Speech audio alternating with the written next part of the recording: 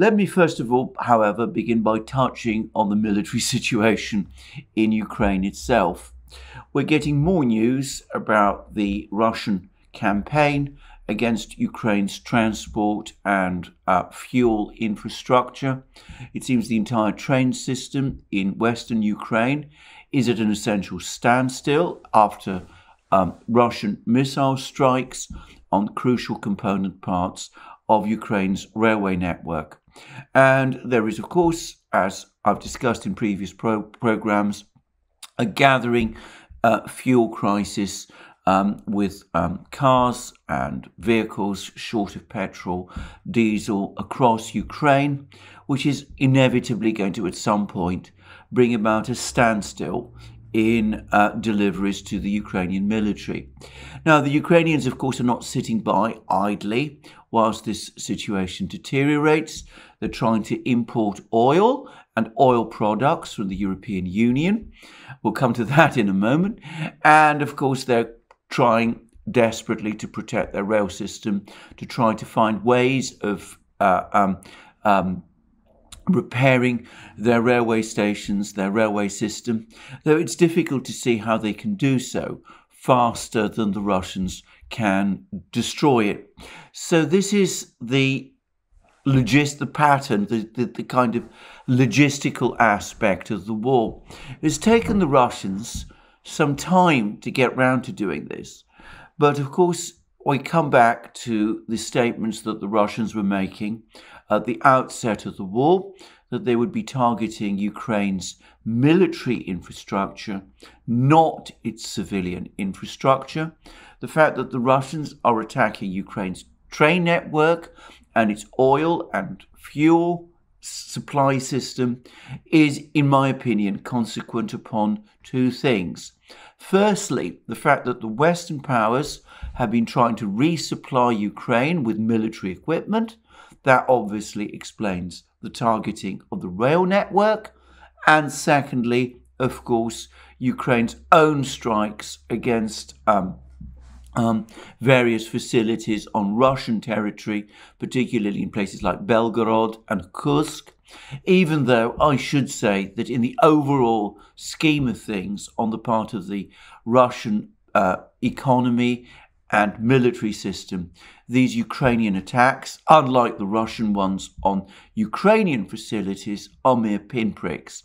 In fact, they're so misconceived that I do wonder why Ukraine carries them out at all. And I can't help but think that, apart from the fact that they're presumably intended to be morale boosters, they're presumably intended also to impress Westerners with the appearance of Ukraine still bravely fighting. Anyway, it does seem to me that these attacks on Russian oil and refining facilities in Western Russia, pinpricks though they are, have provoked a devastating reaction from the Russians.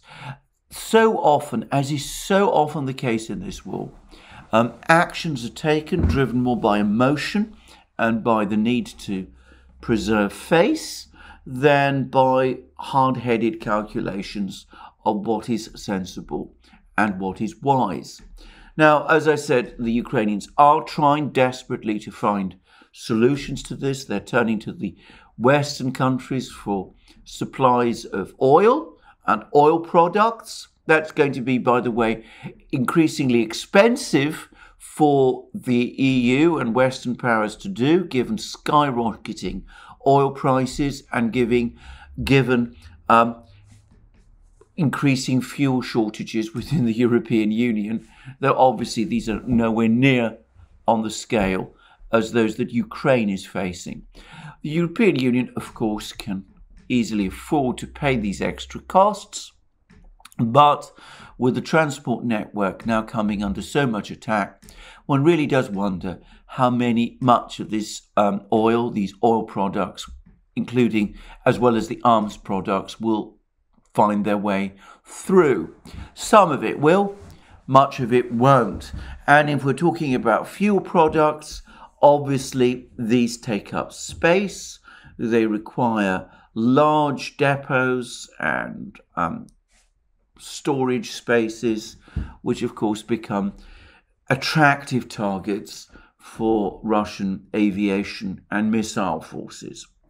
And of course, the Ukrainians appear to be doing something else. There are reports which I've seen, which I certainly cannot corroborate, and which may or may not be true, that the Ukrainians are deeply alarmed by the knowledge the Russians seem to have about Ukrainian rail movements, and there is now apparently an investigation by the Ukrainian Security Service, the SBU, trying to find who are the spies, supposedly, within Ukraine's railway network, who are supposedly providing all this information to Russia. I doubt, by the way, that there are many such spies. I'm pretty sure that the Russians have ample other means to keep track on what Ukraine's railway service is doing. By the way, and for the record, though I'm no sort of military historian, I remember from my readings of the events of the Second World War that in the run-up and to the Normandy landings by the Allies, the Western Allies in Normandy in June 1944, and in the weeks after, the Western Allies, their air forces, concentrated on doing precisely the thing that we see the Russians doing in Ukraine, targeting the French and German railway systems, and also targeting German oil and refining facilities. And the effect of this in 1944 was that after a certain point, the Germans did indeed begin to run out of oil and ammunition and of all the things that they needed to keep their battle groups in northwest France fighting. And it was one of the factors, in fact, a very important factor in causing the eventual collapse of the German forces in northwest France at the end of July 1944 and the beginning of August. Now, perhaps that's an important point to make because obviously military forces on the front line have fuel and ammunition ready to hand. The fact that they are being deprived of resupply tends to take some time to manifest itself, but it is eventually a devastating problem when the entire resupply situation is as severely disrupted as it was in 1944, or as I suspect it will be in Ukraine on this occasion. By the way, and for the record, the Russians did exactly the same thing in Syria over the course of 2016. I remember that during the battles around Aleppo in 2016, the Russian Air Force did not concentrate its efforts on attacking frontline jihadi fighters who were fighting in and around Aleppo. On the contrary, their major priority was in attacking supply convoys, ammunition and fuel dumps, food supply situations, and, by the way, command posts. And again, it took a while for the effect of this to manifest itself, but manifest itself it eventually did. And there was, as I remember, a sudden and total collapse in jihadi resistance in and around Aleppo in the last quarter of 2016. So something like that is probably what the Russians are planning to do in Ukraine. As for the situation in the battlefronts, it seems to me that here again we see the Russians deliberately waging a war of attrition. They make, as I've discussed in my long video yesterday, incremental advances in various places, using very heavy artillery fire to make the position of Ukrainian forces untenable. They then advance. They wait for the inevitable Ukrainian counterattacks. The Ukrainians throw Ukrainian forces into these counterattacks, only for the Ukrainian forces to be severely devastated, principally by Russian artillery fire. That way, Russian casualties are held down to low levels, whilst the losses Ukraine suffers are becoming devastating. This morning, by the way, the Russians claimed that in fighting in shelling yesterday, up to 600 Ukrainian troops, or Ukrainian nationalists, as the Russian Defense Ministry always somewhat unattractively describes them, were killed. Now, that's almost certainly an exaggeration, but the fact that the Russians believe that they're killing so many hundreds of Ukrainian soldiers is perhaps tells us something, perhaps, gives us some idea of the amount of devastation, the amount of death that is going on in Donbass at the present time. And anybody who doubts this should simply do what I sometimes give myself the courage to do, which is to look at some of the films and pictures and photographs coming out of the war in Donbass. And I have to say, the pictures of destroyed Ukrainian equipment, of dead Ukrainians, are harrowing, as are, by the way, some of the pictures of Ukrainian soldiers being taken prisoner, many of them not particularly fit-looking, middle-aged men. Incidentally, whilst on this topic of the fighting in Donbass, the invaluable Jacob Duran made an excellent point in a video, or rather not in a video, on his website, the Duran Report, which is that though we now see lots of pictures of Ukrainian soldiers who have been taken prisoner by the Russians, it is some time since the Ukrainians have provided comparable pictures of Russian soldiers being taken prisoner. And I think that in itself is telling, and it gives us a clear idea, a clear picture of what is happening in Donbass. Meanwhile, we have the usual claims and counterclaims about the progress of the war in Donbass, and a particularly heavy fog of war settling over the Azovstal factory. Yesterday, there were lots of Ukrainian reports that the Russians were in the process of storming the Azovstal factory.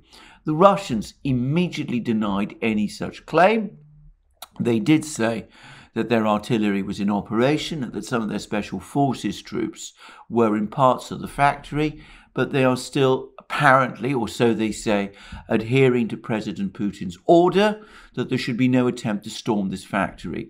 I don't quite understand why the Ukrainians should pretend that there was a great battle going on over the factory, when it seems to me, from what the Russians said and from the photographic evidence, that no such battle took place. But there may be an explanation in a report which I read this morning in the Daily Telegraph, which claimed that for Ukraine, the battle in Mariupol, in Azovstal, is now the main battle in the war in Ukraine. Now, that does seem extremely strange, given, as I said, that the Ukrainian force in Azovstal is completely bottled in, that the land bridge between Donbass and Crimea that the Russians built through Mariupol appears to be secure. But it does seem to me that it's presumed that, like so much that's gone on in the war, especially if we're talking about reporting from the Ukrainian side, this is more about image, the appearance of things, as opposed to the reality. The image this time is of heroic Ukrainian defenders battling courageously in the factory, keeping the Russians, number them 10, 20, 100 to 1 at bay. A kind of story of the Alamo, if you wish, a Ukrainian Alamo.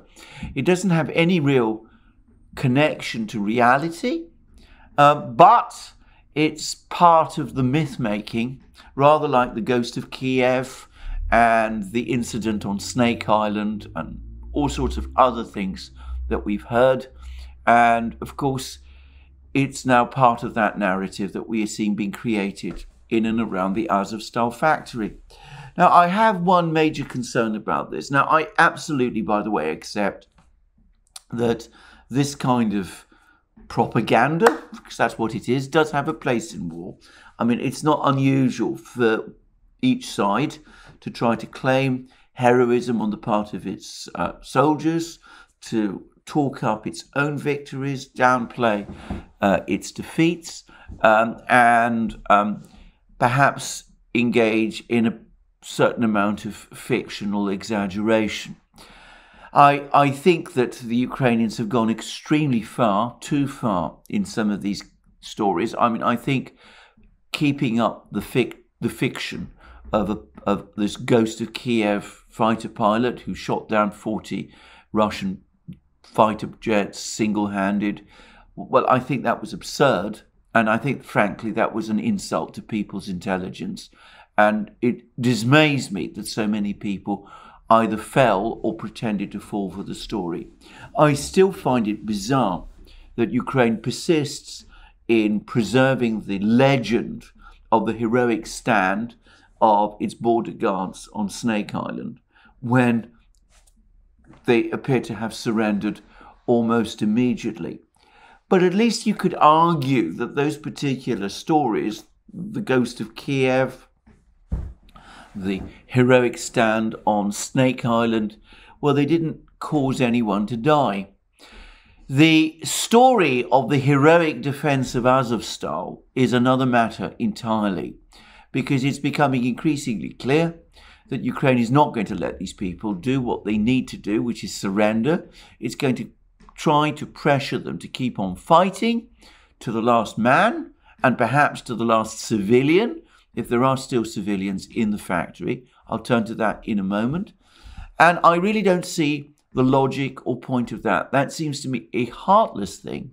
It seems to me an act of extraordinary cruelty to subject people in the factory to that kind of outcome, to expect them to make a pointless last stand when the result is loss of life. In fact, I find this so wrong that I'm going to say straight away that I think it is callous, it is cynical, and it is immoral. Now, whilst on the subject of the Azovstal factory, around 150 civilians, so I understand, have now left the factory.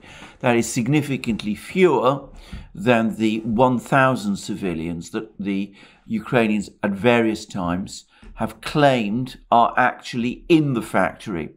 But I read reports, these are Russian reports, which I cannot obviously confirm, and perhaps they're not true, that the civilians who have actually left have apparently been saying that, to their belief, there were only around 150 civilians in the factory at all. So it may just be that most of the civilians have actually now left the factory. But there's another report which contradicts that, and which, if true, and I really want to stress again, it may not be true, I find deeply disturbing. This is that the Ukrainian troops in Azovstal, who admit that they are now running desperately short of supplies, have apparently said that they will only allow the remaining civilians under the factory to leave if they are provided with a ton of food in return. Now, if that is correct, and I want to stress again, this comes from Russian sources, I can't confirm whether or not it is true. I haven't obviously seen it corroborated anywhere else. But if it is true, then I'm afraid all I can say is that it seems to me like a crime. And it does seem to me, in that case, corroboration of the Russian claim that these people, these civilians, are being held in the factory as, in effect, hostages. I hope this claim is wrong. I hope this story is untrue. I think that the Russians will not agree to provide this ton of supplies to the Ukrainians if that kind of demand has been made. And I think Western governments, if this demand has indeed been made, should be acting immediately, decisively, to tell Ukraine to stop doing what apparently they are now, what the Russians at least allege that they are now doing. Anyway, that's one thing. That's all I'm going to say about the fighting in Azovstal. There are, again, reports that this fighting is coming to an end. It's been the evacuation of the civilians from Azovstal that has delayed the final surrender of the factory. And I will say, just as a sort of appendix, that one does wonder how Ukraine will explain the loss of the factory, of the defeat of the remaining Ukrainian troops in Mariupol when it does occur. There have been many battles in the fighting in Ukraine. The Battle of Mariupol has so far, up to this point, been the biggest. Ukraine has decisively lost, and once the Azovstal factory falls, it will have lost totally. Ukrainian losses in Mariupol have been extremely high, and it will all have been for nothing. Moreover, it does all remind me of something that happened way back in an earlier period of fighting in Donbass in 2015. I can remember that in 2015, in January and February 2015, when Ukraine launched an offensive to try to defeat the militia of the Donetsk and Lugansk republics, a major point of battle became Donetsk airport, which at that time was controlled by Ukraine. Very much like Azovstal, this is a sprawling facility with lots of bunkers and all sorts of places, and there was lots of talk about the extraordinary gallantry and competence and ability of the Ukrainian soldiers who were defending the Donetsk airport, and there were some really rather, I thought, creepy claims about how these men were practically cyborgs, immune to pain and injury, able to keep on fighting, fighting presumably until, well, I'm not quite sure what. In reality, eventually Donetsk airport was captured by the Donbass militia, and most of these people, these so-called cyborgs, were killed. And I remember that this defeat had a devastating effect on Ukrainian morale. I wonder whether trying to build up the legend of the heroic defense of Azovstal isn't going to have something of the same effect on Ukrainian morale when Azovstal does indeed eventually fall. Anyway, that's what I wanted to say about the military situation. It's the economic situation that is becoming, in my mind, to my mind, increasingly pressing. As everybody who follows the news knows, yesterday the Federal Reserve Board in the United States increased interest rates by 0.5%. Not a huge increase, not one that's going to make an enormous difference in the economic situation, but an increase nonetheless, the biggest increase the Federal Reserve Board has carried out for many, many years, and it's been matched this morning by an increase of British interest rates to 1%. And the chair of the Federal Reserve Board, Jerome Powell, talked about an inflation spiraling upwards, of the need to bring it under control. And we're hearing much the same thing in Britain. And there's been a whole slew of increasingly bad economic news in Britain. Firstly, and I take this now from the Financial Times. Firstly, the Bank of England has now said that it expects the British economy to go into recession in the second half of this year. Well, I personally think it almost certainly is already in recession, but this is what the Bank of England says. I think it's highly likely that the United States is probably already in recession too. Then we go on to read, then I'm now taking this purely from headlines. Rising energy and material prices hit UK businesses hard, official data show. That's from the Financial Times. Then further down, we go on to read that there's German and French factories hit by Ukraine war and supply bottlenecks. And going further in, German manufacturing orders and French factory output both fell more than expected in March, underlining how Russia's invasion of Ukraine, soaring commodity prices and lockdowns in China have weighed on the Eurozone economy. New orders for German industry fell 4.7% in March from February, according to data published by Statis on Thursday. The decline was higher than the 1.1% expected by economists. In other words, it was, well, almost 5 times higher. The main driver was a 6.7% fall in export orders for German manufacturers. Orders from outside the Eurozone fell further, dropping 13.7%. Separate data showed real turnover in German manufacturing declined 5.9% in March. All of that, by the way, suggests that Germany is also in recession. And then further on, inflation in Turkey nears 70% as cost of food and transport rises. Inflation in Turkey soared to an annual rate of almost 70% in April as high global energy prices and the weak lira fueled a surge in the cost of food, transport, and other basic needs. And we read that the inflation surge is driven by a steep rise in the cost of food and non-alcoholic drinks, which rose around 89% year on year, and transport, which was around 106%. Well, of course, Turkey is a special case. We have this extremely eccentric economic policy that President Erdogan follows. He considers interest rates to be a bad thing.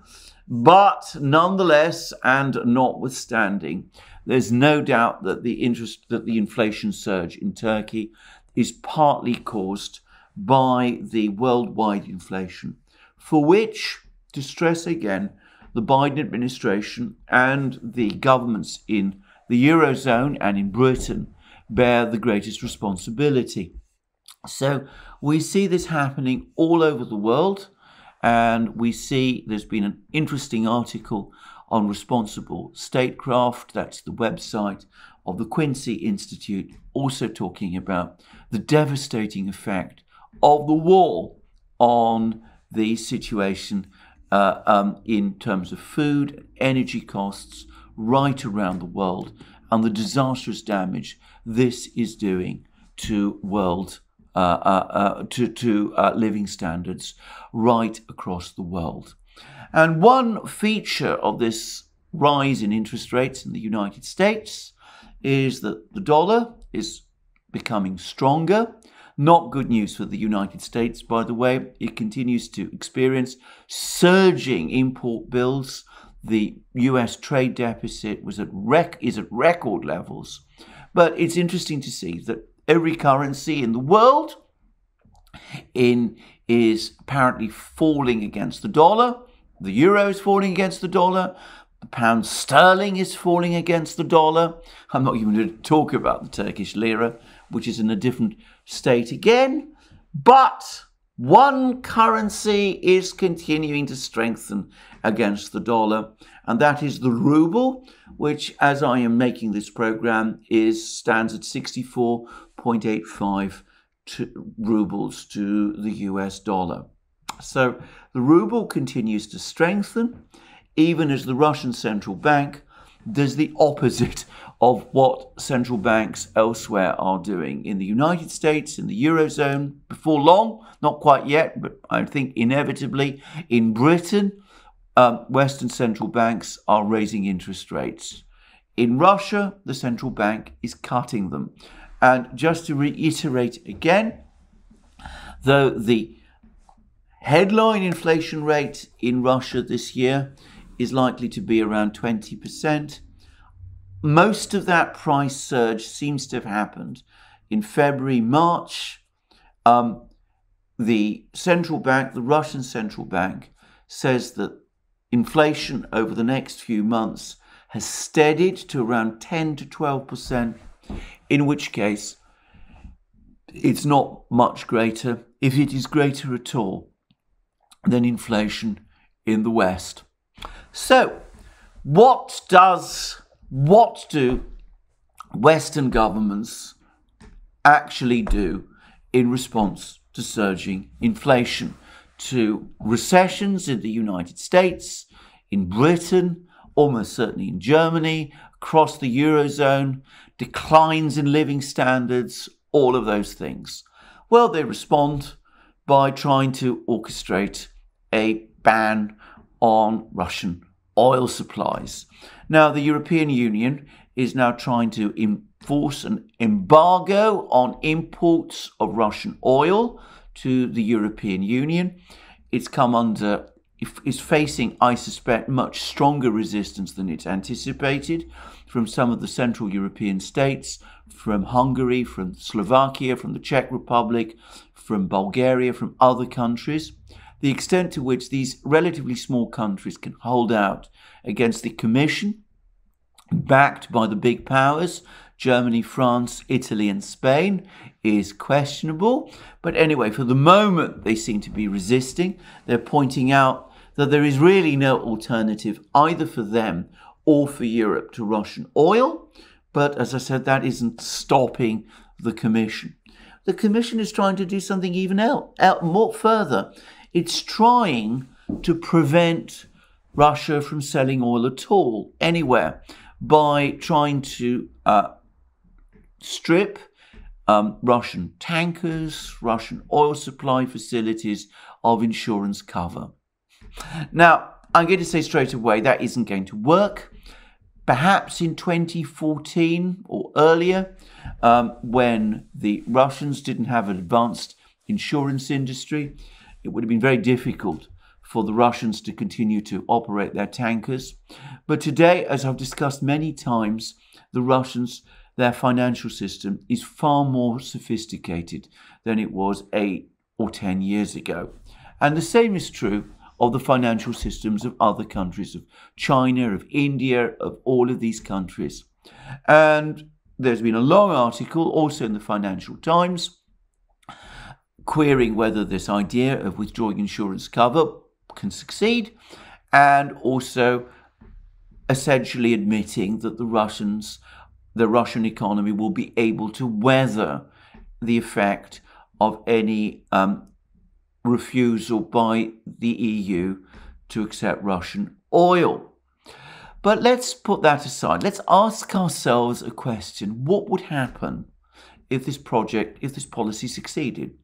If Russian oil, Russia being, of course, the world's second biggest exporter of oil, if Russian oil were indeed to be entirely denied to the market, well, we would see energy prices rise even further, inflation rise further still, living standards in the West struck even harder.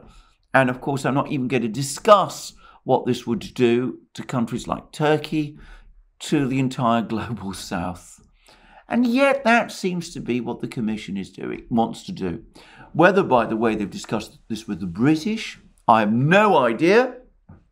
Most insurance for oil transport is actually carried out in London.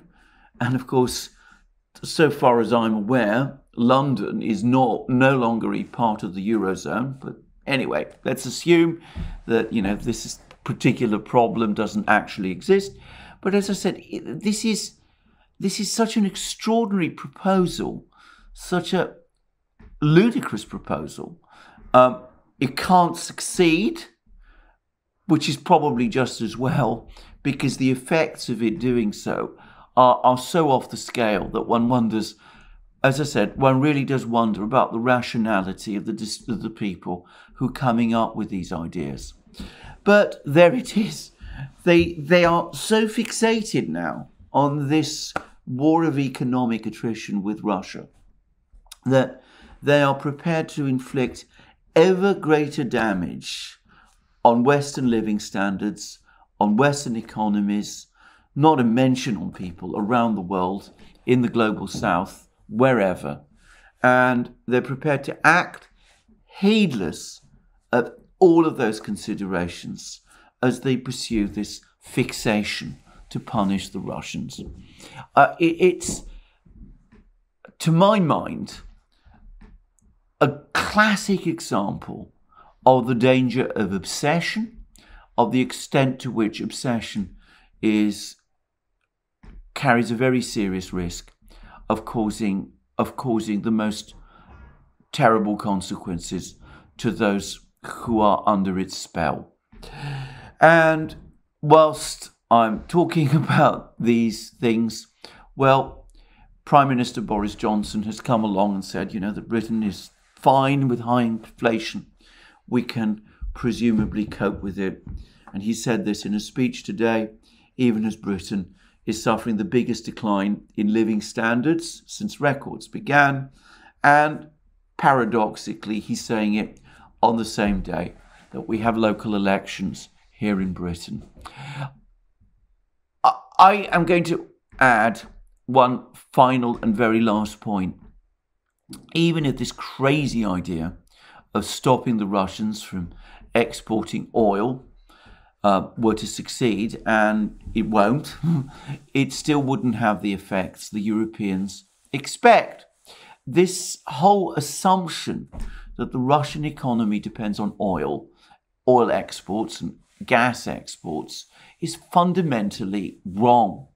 And it is based upon a misunderstanding of Russia's economic structure and a very, very exaggerated idea of the size of the oil and gas industry as a percentage of Russia's GDP. It's a big topic. I'm going to come to it later. But we are already seeing the Russians now adjusting to this new environment. And we've had a decision, an announcement today from Gazprom.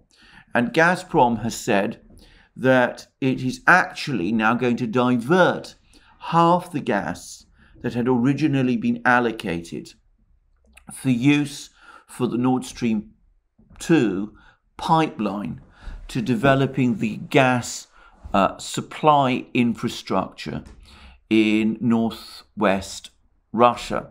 The idea is that this part of Russia doesn't receive as much gas as it once did, and Gazprom will now focus on providing cheap gas once assigned to Nord Stream 2 to towns and cities and settlements and factories and businesses in this part of Russia, reducing eventually prices for gas there, providing these places with heating and energy, which will eventually boost the local economy. And Gazprom has pointed out that what that means is that even if Nord Stream 2 were ever reactivated, which is, by the way, doubtful, that means that it would only now receive half the amount of gas that it would have done if it had never been blocked at all. So the West, Europe, is losing access to Russian gas. It's having to import gas from all sorts of places. It's causing prices of gas to spike. I was reading again, there's so many articles about this now, that the prices for liquefied natural gas in the United States are also now spiking because of the need to divert as much of this gas as Europe can absorb to Europe. So this is turning into an economic disaster. I wonder how much longer this is going to go on for. I suspect a very long time indeed. I wonder how much damage is going to be done. I expect a huge amount of damage. But that's the kind of policies we have. Those are the kind of leaders we have in the West. And the great tragedy, the real problem, is that with the political class across the West united in this obsession, there doesn't seem to be any way that we, the voters, can change it. Well, that's enough for me today. I'll keep you obviously informed about what will happen on the oil and other fronts in future programs. In the meantime, remember, you can also find us on other platforms, Rumble and Locals. And of course, if you're watching this video on Rumble, you can go to the top of the video. You can see the red maroon button there. That will take you directly to our Locals homepage, where you can join our community, participate in my Wednesday live streams, which are exclusive to Locals, publish your own exclusive content, comment on the threads of articles that you will find exclusively on Locals. And of course, we're also on many other platforms like SuperU, Odyssey as well. And of course, you can also avail yourself of the huge opportunities provided by our shop. You can go and buy things there like our famous magic mugs, our hats, our t-shirts, our sweatshirts, and all the rest. You can support us via Patreon and Subscribestar. And also, if you've liked this video, you can tick the like button. And you can also, please check your subscription to this channel. Thank you for joining me again today. Have a very good day, and more from me soon.